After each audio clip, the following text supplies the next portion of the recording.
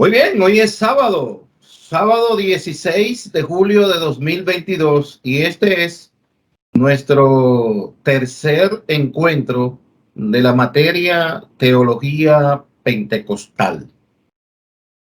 Antes de entrar a las exposiciones de trabajos finales que han sido planificadas para el día de hoy, quiero iniciar con una pequeña reflexión, lectura comentada del último capítulo del libro básico.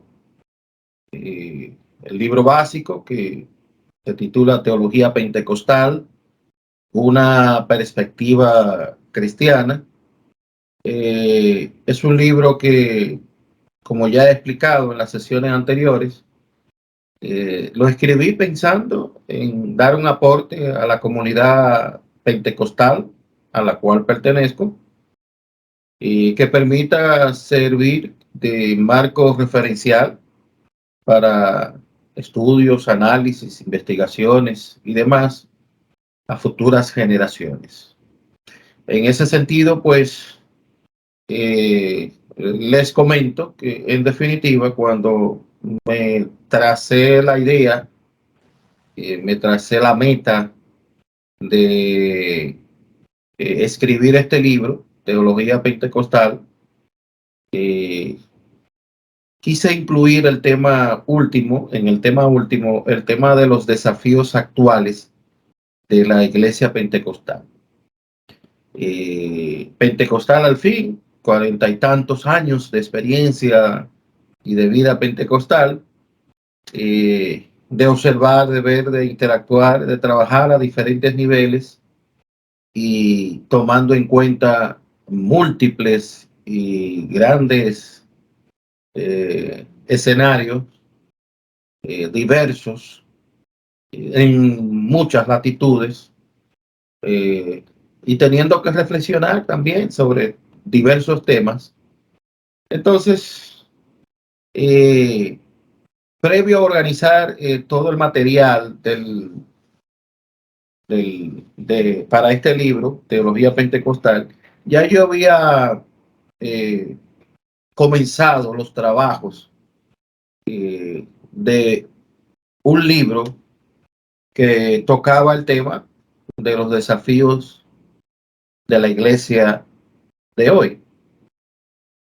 Y entonces lo que hice fue que agarré ese material que lo había trabajado y lo estaba trabajando para un libro aparte.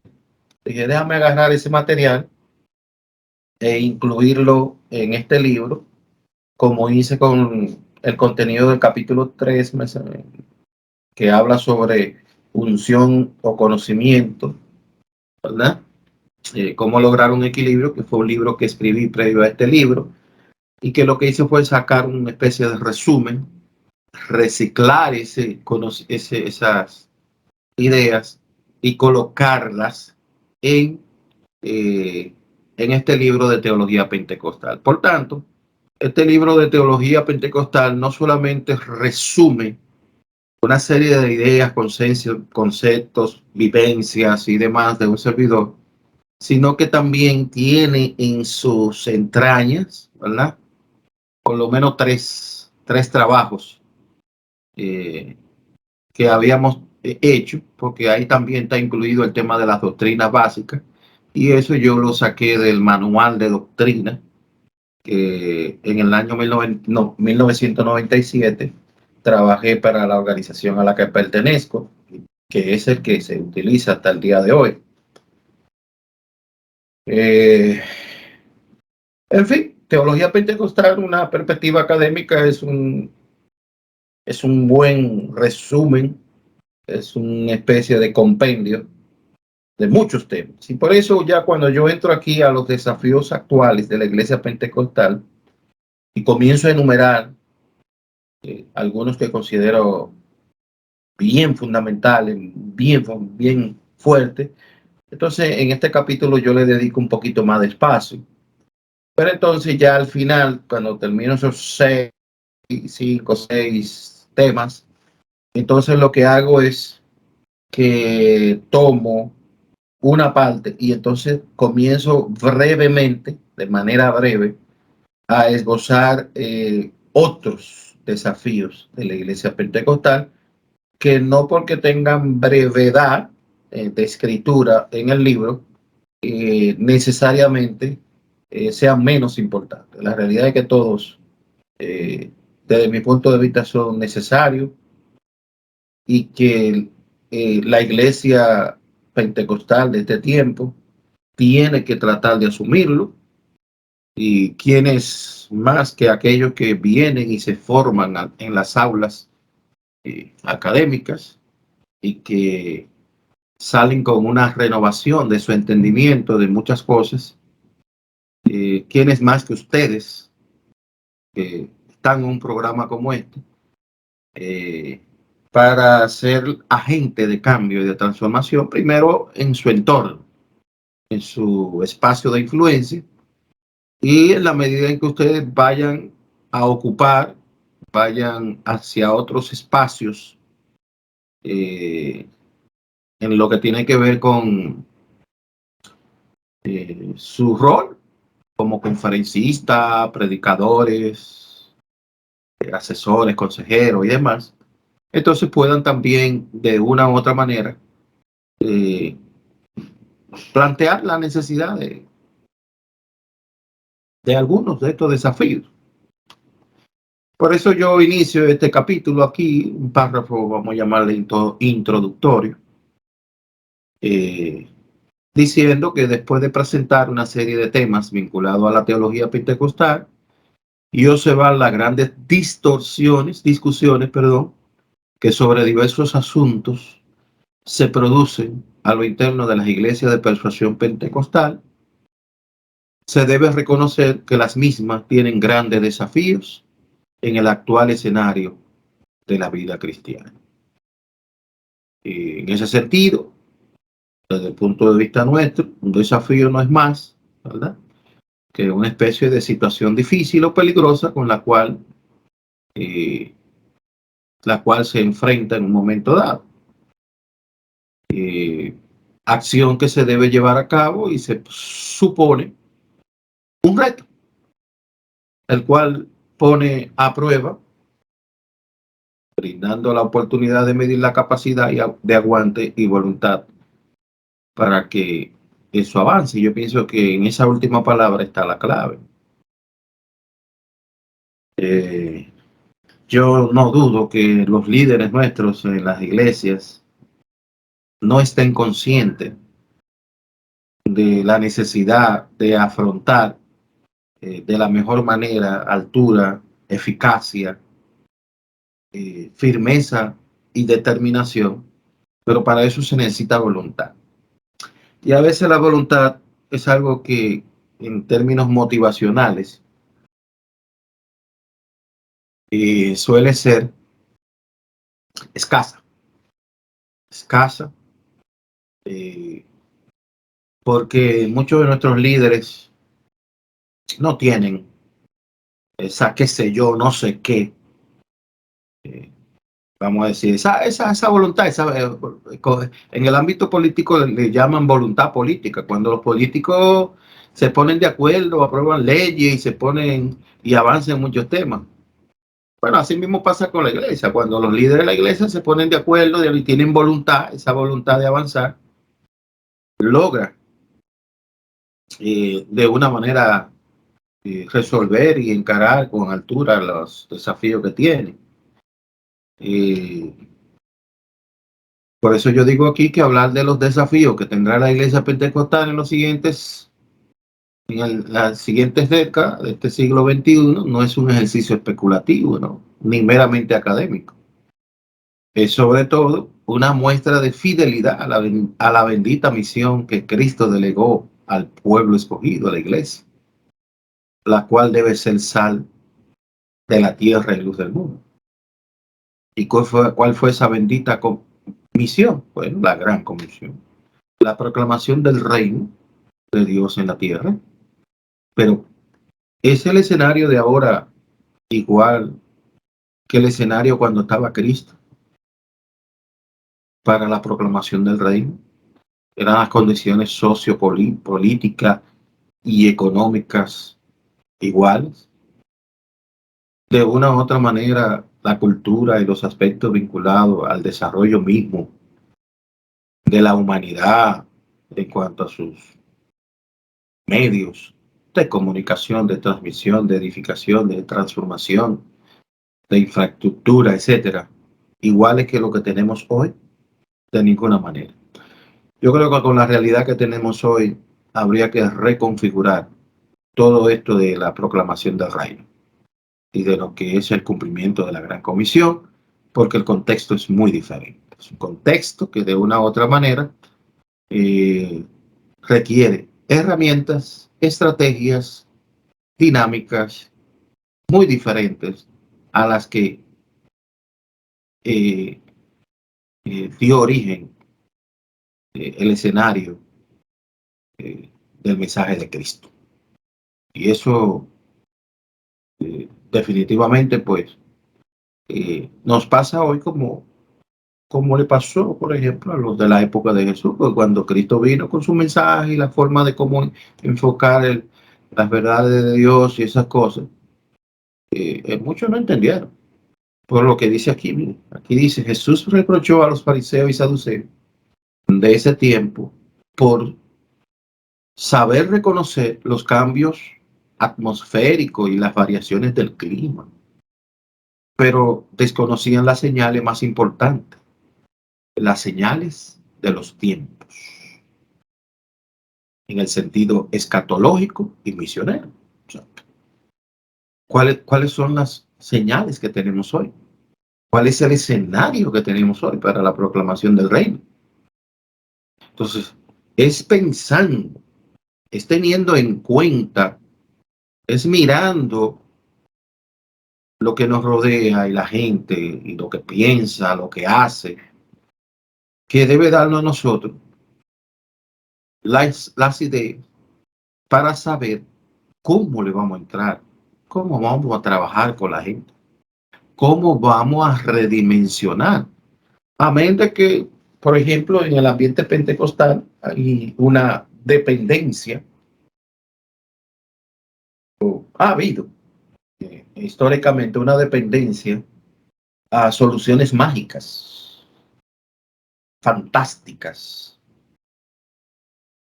a través de qué milagros y muchas señales que definitivamente Dios lo hace de una u otra forma, pero si así fuera, si así fuera, por ejemplo, yo diría, oye, usando una mente tipo pentecostal que espera que todo se solucione mágicamente, de una forma mágica y extraordinaria, por esto de la firme motivación que está dentro del pentecostal eh, hacia el tema de los milagros y las cosas. Pensando así, diría yo, qué bueno sería, qué bueno sería, qué bueno sería que cada año, una vez al año, cada 2 años, tres, Dios abra la tierra así, ¡rum! Y que se oiga una voz del cielo. Si no se arrepienten, todos caerán en el infierno. ¿No creen ustedes que eso ayudaría a la proclamación del reino? Y mucha gente que sea por miedo, ¿no? Por miedo se metería en la iglesia. ¿Ustedes no creen que de vez en cuando pudieran suceder un poquito más frecuente una serie de milagros y de transformaciones en todas las iglesias? Y que se corra la voz, como en los tiempos de Cristo. Ah, en tal iglesia hay un lugar que hay un predicador, hay un siervo de Dios que nada más hace pasar por el lado de la persona y si aunque esté muerta se resucita. ¿No creen que eso ayudaría un poco? Y que aquella proclama de que estas señales seguirán a los que creen. que harán tal cosa, se manifestaran más frecuentemente.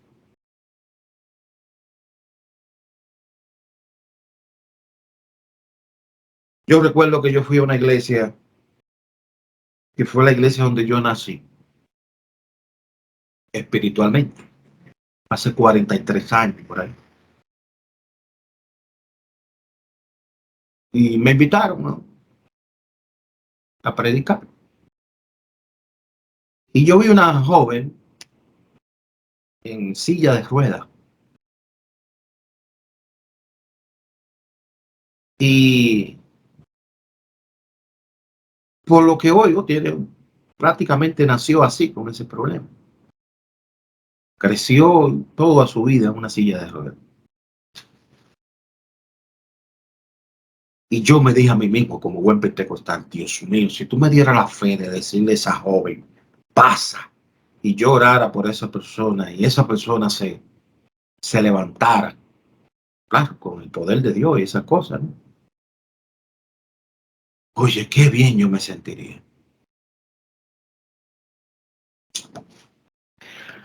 Lo cierto es que yo me fui, no tuve ese valor ni tuve esa fe para hacer esa oración. Yo no creo que fuese la primera vez, muchas veces a mí me ha pasado. Y yo como buen pentecostal desearía que eso sucediera, pero la realidad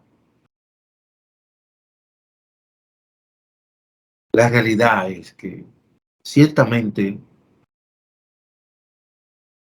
en muchos lugares y en muchos escenarios eh, Dios hace cosas.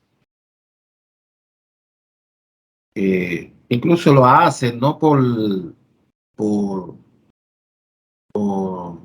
la grandeza del ministerio del predicador o predicadora o siervo. No, lo hace por la fe con la que viene la persona al evento, a la actividad, sea la campaña, lo que sea, y Dios obra, porque al final es el que hace, ¿no? Yo desearía, pero mi experiencia pentecostal de más de 40 años me dice varias cosas. Primero, que ya el ambiente pentecostal dentro de las iglesias pentecostales que dicen o se llama pentecostal no es el pentecostal que yo conocí.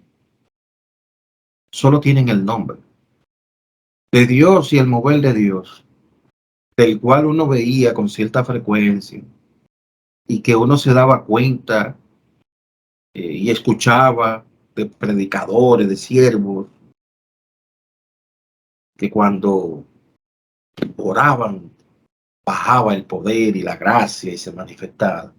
La verdad es que eso en este tiempo escasea.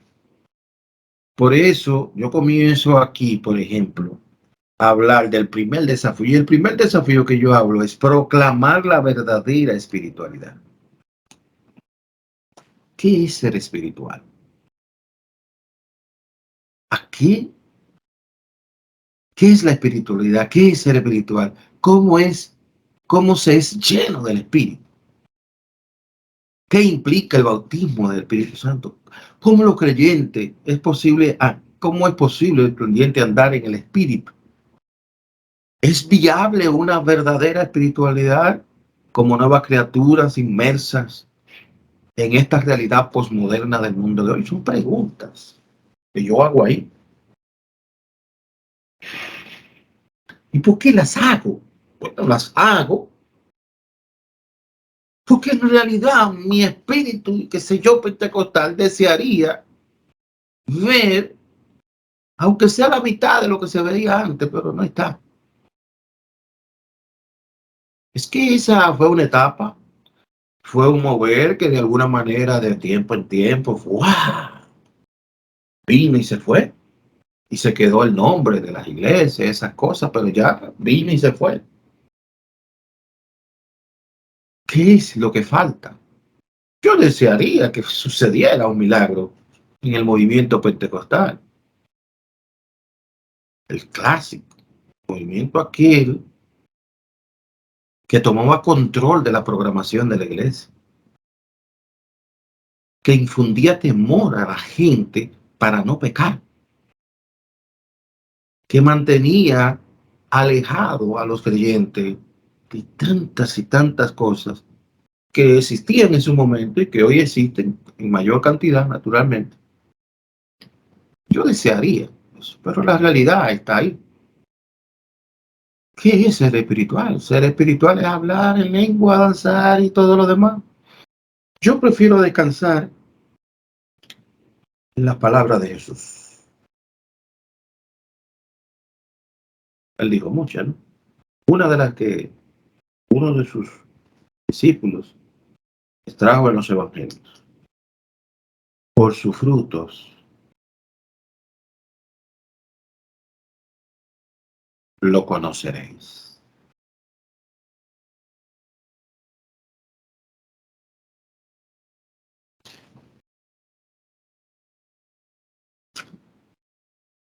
Hay gente que hace bulto, mucho bulto. Hay gente que hace ruido. Le encanta eso de hacer ruido. Amén.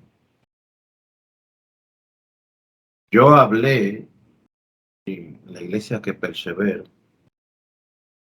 hace una semana. Creo que se lo compartí por ahí a ustedes, que lo grabé. Yo a veces, hay muchas cosas que no, pero y muchas veces no lo grabo no es porque no sea interesante y no lo comparto no es porque no sea interesante o no le pueda servir a alguien. Sí, sí.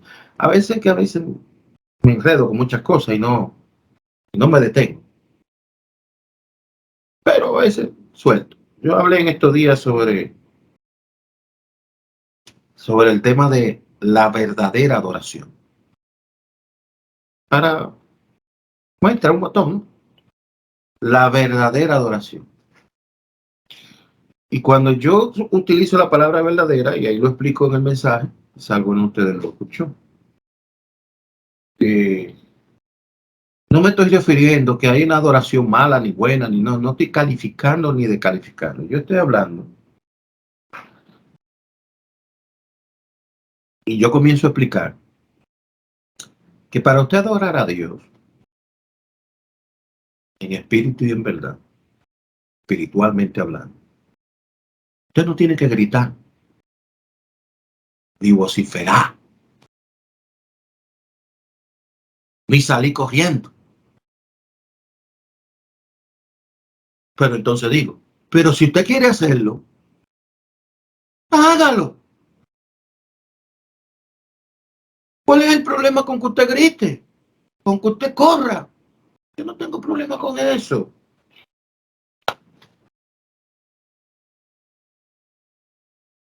Son formas. Formas.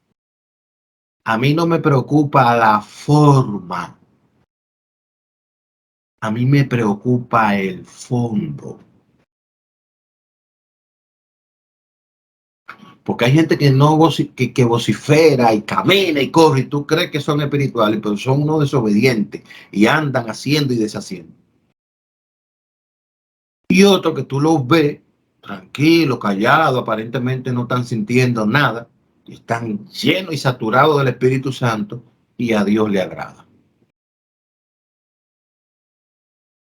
Forma. La forma no me da el fondo. Y esa va a ser una de mis luchas, y ha sido siempre mi lucha, con mucha de nuestra gente que hace mucho ruido, muchas cosas. Pero a la hora de la verdad, a la hora de resolver, a la hora de encarar, a la hora de verificar, revisar lo que hace. El fruto del que habló Jesús. El fruto no me dice nada. Yo, en mi experiencia de ejercicio, de liderazgo, todos los niveles y aquí y allá, he visto un montón de personas y, y hay gente que le encanta, por ejemplo, prometer, decir, yo voy a hacer, yo voy a hacer, yo voy a hacer. Y entonces pasa como lo de la parábola, ¿no? El hombre que le dijo a uno, dijo, ve Y dijo, sí, sí, sí, yo voy, pero no fue. Y el otro que le dijo, no, no, yo no puedo, pero después dice que arrepentido fue. Entonces la pregunta es, uno se pregunta, dice, pero ¿cuál de los dos? Bueno, el que finalmente resolvió, el que finalmente obedeció.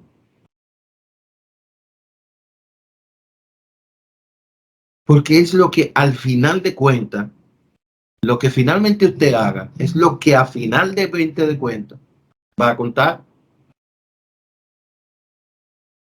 como un individuo, una persona que ha recibido el mensaje del evangelio, y nunca, y nunca, pero entonces en última instancia de su vida se arrepintió, hizo lo que tenía que hacer y se salvó. Pero el otro que tenía toda su vida en la iglesia, a última instancia, en sus últimos años, se fue. ¿Cuál de los dos se salvó? El que duró muchos años y acumuló, pero al final se fue para atrás. O el que anduvo en sus caminos, pero al final reconoció.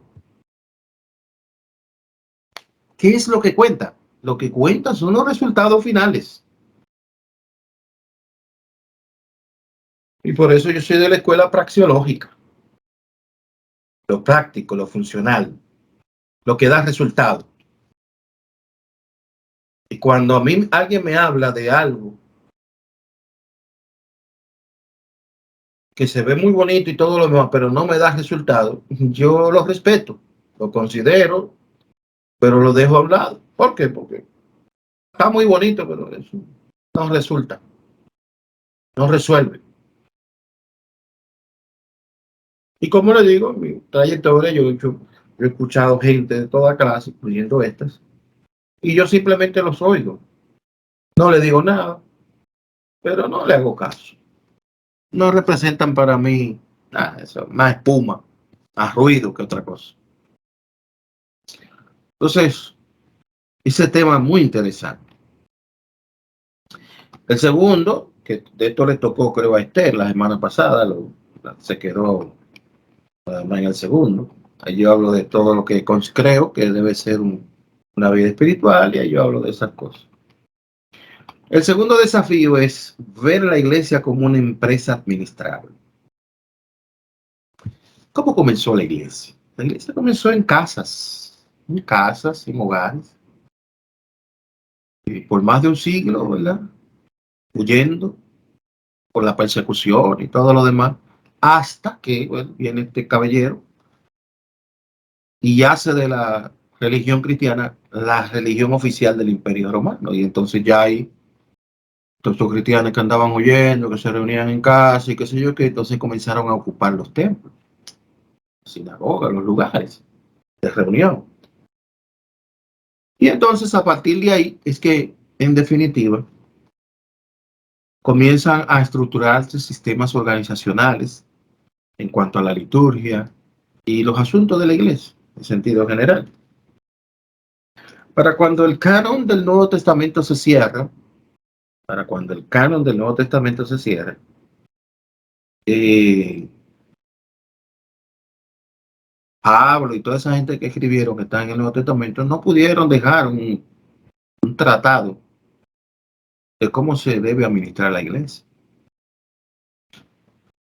Si usted cualquiera quiere decir, bueno, la iglesia tiene que administrarse bíblicamente, usted está hablando, usted está diciendo un disparate. Porque en términos bíblicos no hay un tratado sobre la administración de la iglesia.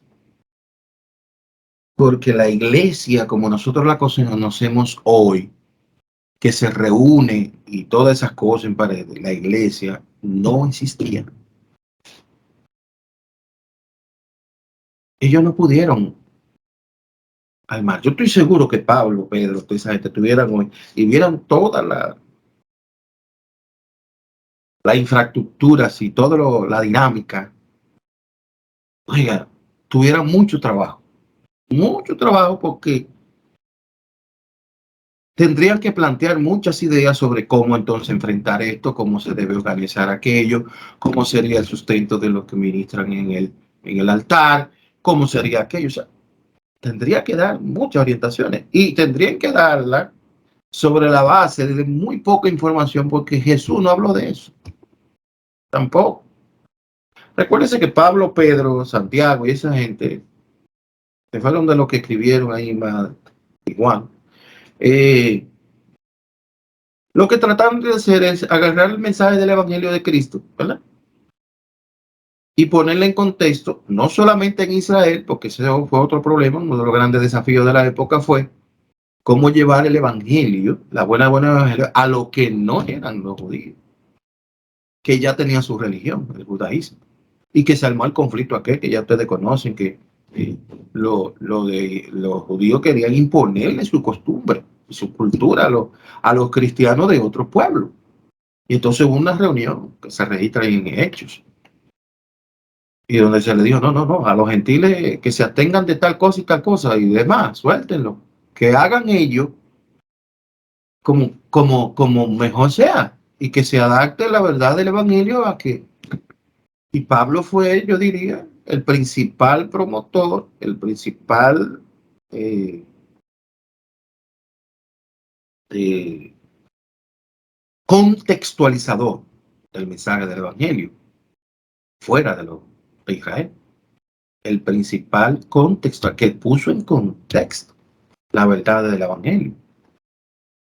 Y la verdad que Pablo era un monstruo.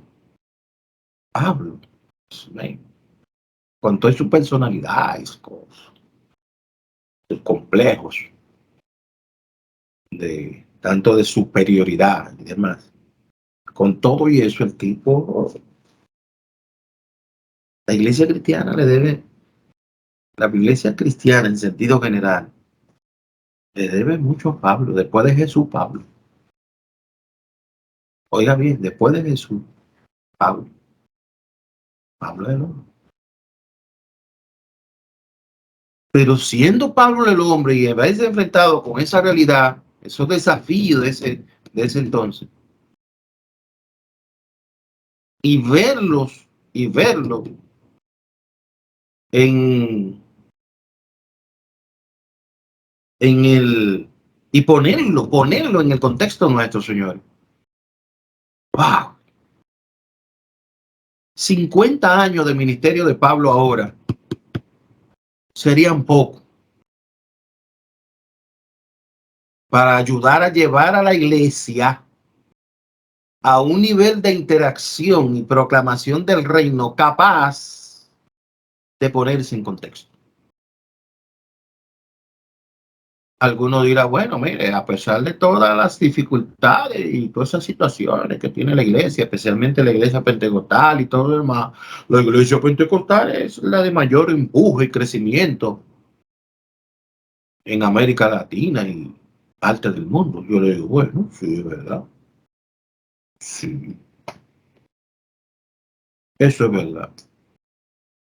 Pero también es verdad que ese crecimiento no se corresponde a los fundamentos iniciales del pentecostalismo clásico que inició en Topeka, Azusa. No, eso se está diluyendo y será un movimiento, ¿verdad? Que va a avanzar con un montón de gente que de una u otra manera solo tendrán el nombre de pentecostal. Por eso ya hoy se habla de neopentecostal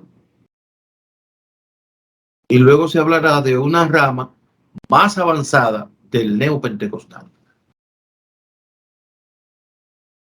que puede ser el pentecostalismo light.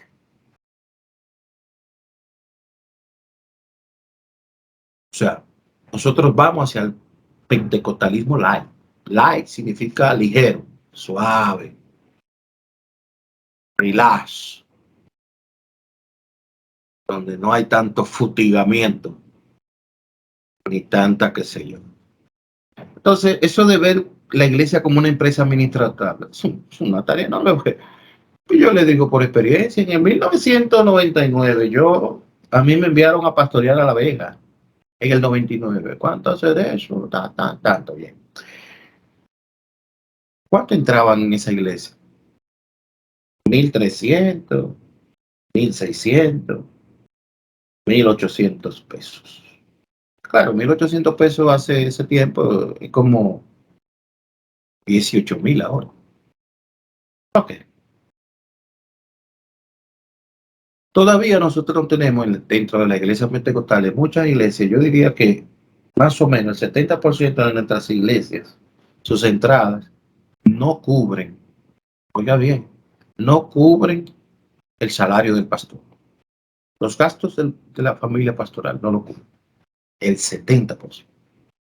¿Qué significa eso? Bueno, que tenemos un 70% de líderes, pastores y pastoras dentro del movimiento pentecostal que las iglesias apenas le ayudan en ese sentido. ¿Qué tiene que hacer un pastor que tiene una familia y que la iglesia de alguna manera no le cubre? Bueno, tiene que primero vivir una vida austera hasta decir ya. Como ministro nuestro, que ha muerto pobre, 30 años en una iglesia, pobrecito. Están dentro de ese 70%.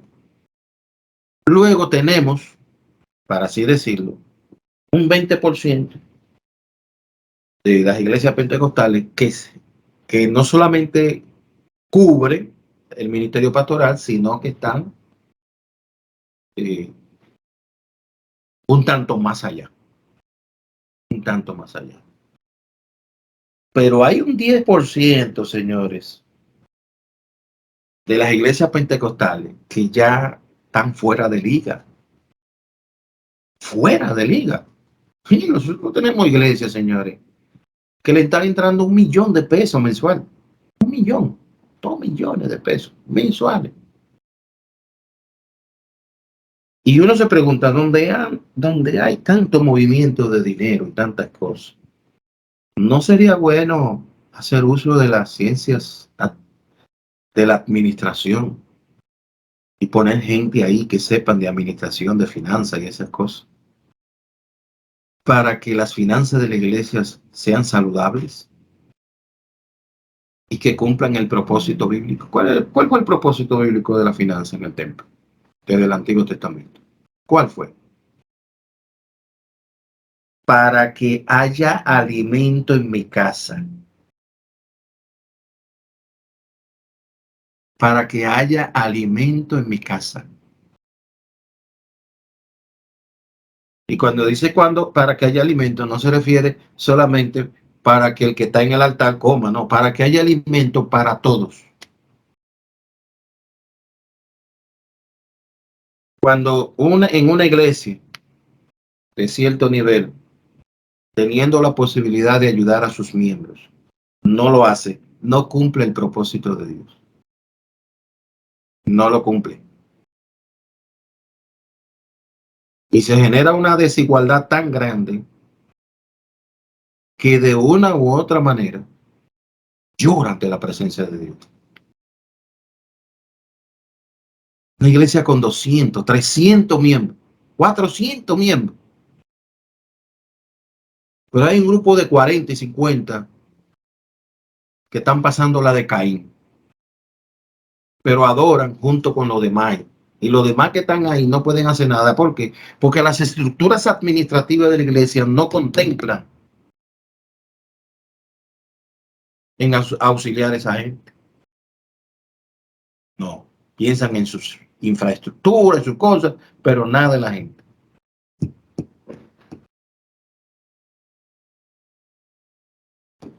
Qué bien comenzó la iglesia pentecostal tomando la figura, por ejemplo, de Dorca.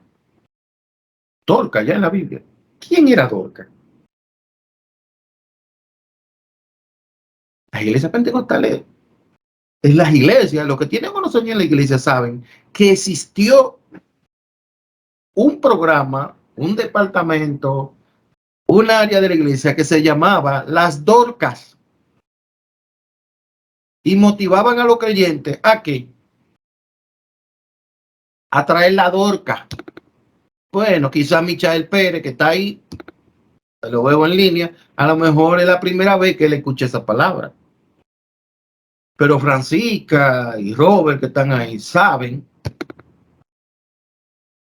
de qué yo le estoy hablando. Eso existe en las iglesias. Ya eso se fue. Eso no existe. La Dorca. Luego algunas iglesias le cambiaron el nombre de Comité de Ayuda a los Necesitados. Bien. Y así sucesivamente. Entonces, entonces, ahí yo explico un montón de cosas sobre lo que tiene que ver con la administración. Yo no voy a entrar en detalle, yo estoy en una especie de socialización, porque como le dije al principio, esto era parte de otro libro, y yo lo agarré y lo tiré aquí. Pero la iglesia tiene bienes materiales, recursos humanos, tiene sistemas que debe tomar en cuenta, y bueno, y ni hablar del manejo. Otro tema muy interesante que yo presento aquí es el tema de la brecha generacional, especialmente en las iglesias que ya tienen que 20, 30, 40 años. Una iglesia de 20 años de fundación ya tiene dos generaciones, si contamos la generación de cada 10 años, dos generaciones. Si es de tres, tiene tres generaciones, de cuatro, cuatro generaciones, y así, a partir del tiempo que la iglesia tenga, así va acumulando generaciones, pero esas generaciones generan grupos dentro de la iglesia que, si no se saben armonizar adecuadamente, si el ejercicio del liderazgo y la programación de la iglesia no los toma en cuenta, eso trae un problema, porque crea una división interna que, aunque no se ve, se siente y produce situaciones críticas. Por eso yo hablo ahí de importantizar a todas las personas, importantizar a todos, no solamente los ancianos, también los niños. Entonces aquí también hablamos de, hay una serie de cosas que se pueden hacer para ayudar con esto de la brecha generacional y esas cosas. No me voy a, incluyendo el tema de la tolerancia que hay que tomar en cuenta. Bien, otro tema, el tema de la economía, que está muy asociado al tema de la administración, pero la economía es solo la parte, ¿verdad?, del dinero. Cómo manejar el dinero, cómo manejarse con el tema del dinero, cómo transparentar las finanzas de la iglesia. Es un tema muy interesante. Cualquiera de esos temas le puede servir a ustedes para una charla, una conferencia, una cosa. Claro, usted lo va a decir con su palabra. Esto solamente es un marco referencial, como son otros libros y otros materiales, marcos referenciales, para, a partir de ahí, uno entonces construir, a partir de la necesidad de su grupo, del espacio, del lugar donde usted va, entonces con poder entonces eh, eh, ponerla en contexto, ponerla en contexto. Entonces aquí tenemos el tema de la educación. La educación para mí ha sido, yo diría que el tema estandarte y bandera, la educación. Por eso estoy en estos programas, a través de los cuales hemos y seguimos y seguiremos alcanzando cientos y miles de hombres y mujeres, siervos y siervas de todos los niveles, para mejorar y elevar su nivel cognitivo, tanto en el manejo de las Sagradas Escrituras como de otras áreas, para hacerlos, como dice el texto, útiles para toda buena obra. Eh, Ahí yo hablo, ¿verdad? Todo, un montón de cosas sobre educación, porque sobre educación y todo lo demás ya he escrito hasta libro. Otro tema que para mí es capital y hay que ponerle mucho asunto es el tema de la liturgia, señor. Nosotros tenemos unas formas de culto, los pentecostales, heredadas, que se han quedado en un círculo vicioso, que no le permite interactuar con la realidad, con la necesidad de los grupos en sus diferentes latitudes. Y la liturgia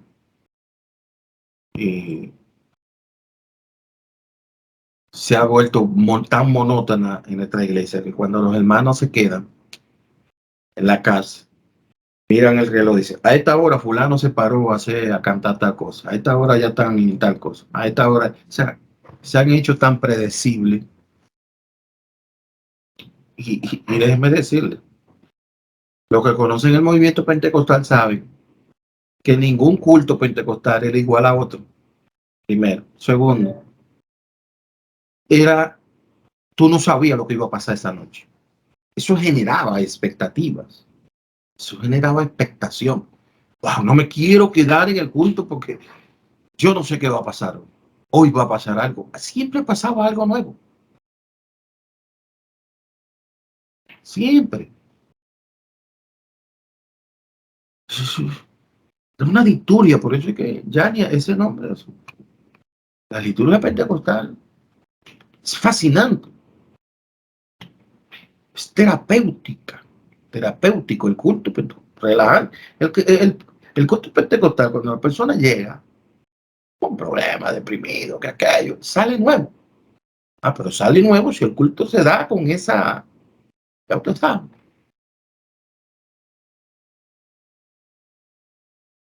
Y ahí yo puse una imagen, ¿no? Hay una imagen de ahí de unas personas, ¿verdad? En un ambiente de entrega. Y usted ve que hay un grupo ahí adelante. Pero atrás usted ve la gente en eso. ¿Usted cree que ese ambiente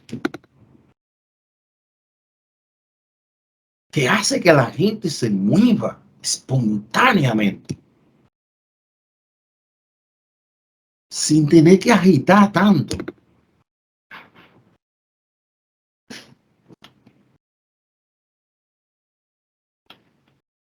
Entonces, ahí yo hablo de una liturgia integral, una liturgia contextualizadora, de hacer una liturgia participativa. Eso es un ajuste que hay que hacer. La participación, que todo el mundo participe. Eso de que para una persona participar tiene que estar bautizado. Eso no es bíblico. Eso es dogma de iglesia. Eso es dogma de iglesia. En el culto todo el mundo, hasta los inconversos, tiene que tener la oportunidad de participar, directa o indirectamente. Bueno, usted no tiene que estar de acuerdo conmigo, pero ese es mi pensamiento. Entonces, una liturgia pentecostal pertinente. Pertinente. Y listo. Ahí hablamos entonces con el tema de la tecnología. En eso muchas iglesias han ido avanzando, pero hay otras que no. Comenzando con el tema del sonido en la iglesia. El sonido. Wow. Pero también el tema de que la iglesia pueda llegar a alcanzar y verla con el tema de las redes y todas esas cosas. La tecnología tiene que integrarse porque ella vino para quedarse. Yo veo iglesias que usted ve que ponen mucho letrero. No, esto, no, aquello, no, disparate. En vez de utilizar, usted gusta estar chateando en el culto, lo agarro todito. Mira, usted va a estar aquí en este lugar y van a estar reproduciendo y mandando mensajes de lo que está pasando en el culto. Punto. En vez de verlo como un problema, verlo como una oportunidad. Las redes, todo. Bueno, ahora la pandemia se encargó de obligar a las iglesias a ponerse a tono, más o menos.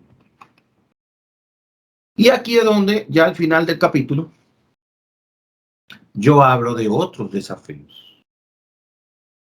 Que como dije al inicio, ¿verdad? Como dije al inicio, eh, no porque estén desarrolladas de forma breve, no por eso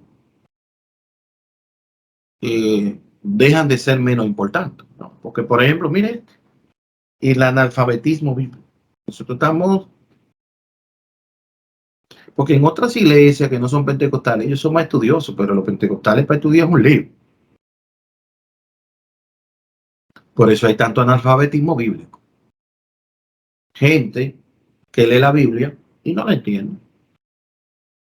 No lo va a entender. ¿Cómo lo va a entender? Si aunque haya alguien que se le explique, no quieren, no se sientan a escucharlo, no van a los programas, no van a los cursos, no van a los talleres, no se generan espacios para que la gente entienda la Biblia.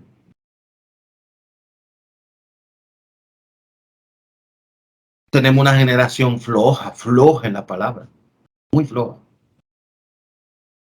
Y esa flojedad, de una u otra manera, de una u otra manera, está debilitando el carácter cristiano de esta generación, de la nueva generación de creyentes. Su carácter cristiano es débil. Y si es débil, usted sabe lo que va a pasar.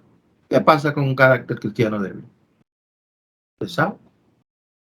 El tema de la agenda LGTB, porque en nuestras iglesias simplemente dicen, no, eso es pecado y se acabó. Pero, ¿qué está haciendo la iglesia para orientar? Y si a tu iglesia llegaran algunos LGTB, ¿cómo tú lo manejarías?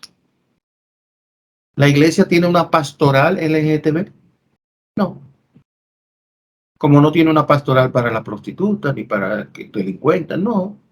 La pastoral es la tradicional clásica. Está ahí, deja que Cristo te transforme. Y si no te transforma y no da fruto, tú no te integran para nada.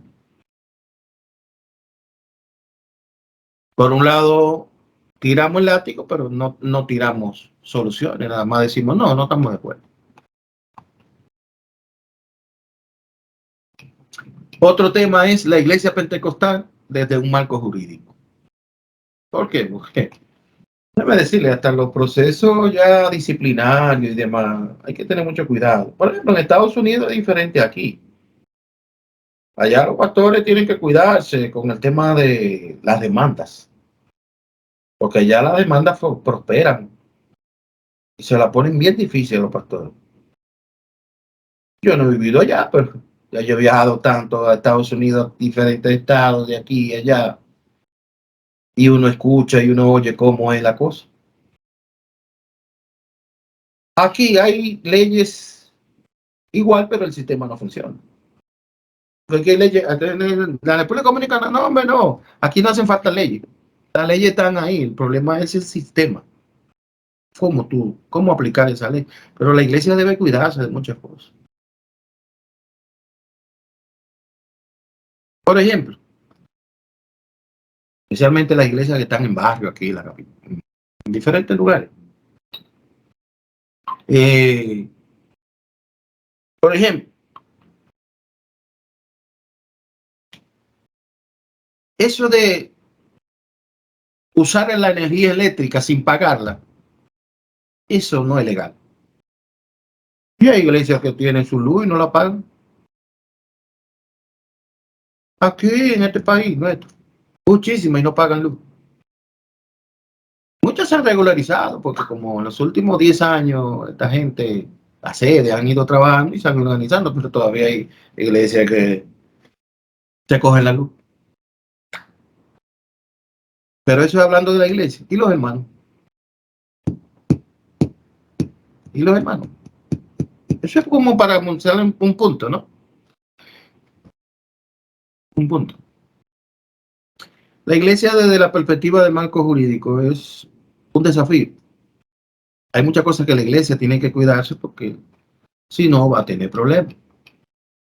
El tema del ejercicio del liderazgo local, una de las banderas que yo he levantado en los últimos 5 años, que ha llevado, por ejemplo, a incluir la materia de liderazgo local avanzado, tanto a nivel de licenciatura como de maestría. ¿Para qué? Para crear conciencia. Porque el ejercicio del liderazgo a nivel local tiene que ponerse el contexto. Y de eso ya ustedes saben porque hemos hablado. Pero el tema también de la arquitectura, señores. ¿Por qué? Porque los templos de las iglesias pentecostales, los espacios de reunión, se hicieron en función a qué? Bueno, se hicieron en función a lo que, a la idea de que Cristo venía ya. Y si Cristo venía ya, no había para qué hacer esos templos con todo el espacio, porque era inminente la venida de Cristo. Bueno, los años pasados y a esta generación de creyentes pentecostales le pasó como a aquella generación, ¿verdad? De los tiempos de la iglesia apostólica, que la gente vendía y que yo qué, lo entregaba a los pies de los apóstoles y después vino una hambruna y se tuvieron que dispersar. Bueno, el tema es que hoy por hoy las iglesias tienen que trabajar en su arquitectura, señores. Y yo le voy a poner una muestra, algunos ejemplos. Por ejemplo, en países como el nuestro, que es un país tropical, oiga bien, nuestras iglesias debieran tener aire acondicionado, todas nuestras iglesias debieran tener aire acondicionado, porque eso es asfixiante, un culto pentecostal de gente moviéndose con este calor, eso es duro. Pero ya lo que tiene que ver con las sillas, esas sillas plásticas, esas bancas de madera y demás, y en algunos casos hasta de hierro,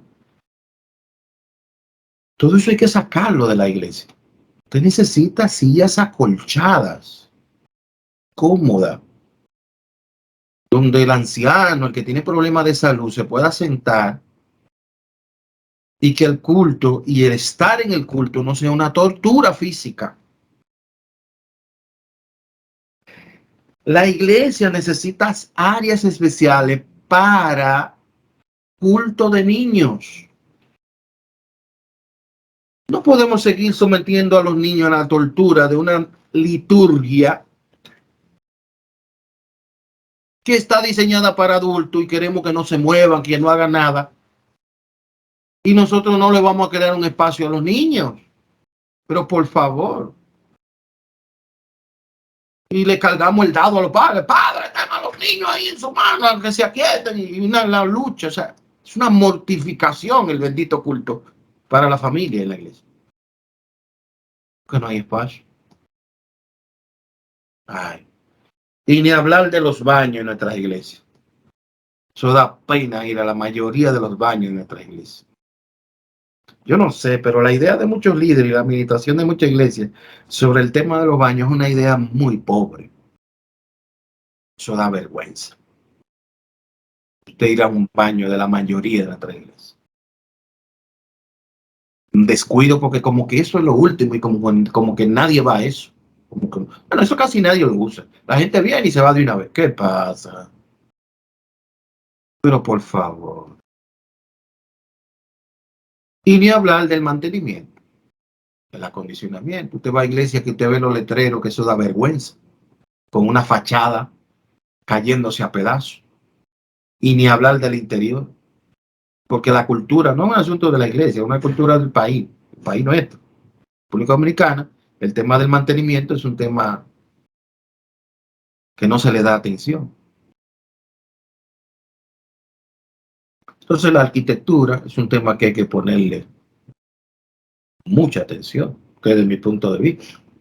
Por ejemplo, miren la imagen de esa iglesia, con su parqueo, chévere, buen letrero.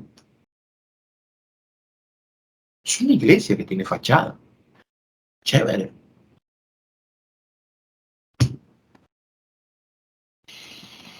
Bueno, pero también hay otros retos que tienen que ver con la planificación. Y aquí yo hablo de planificación estratégica.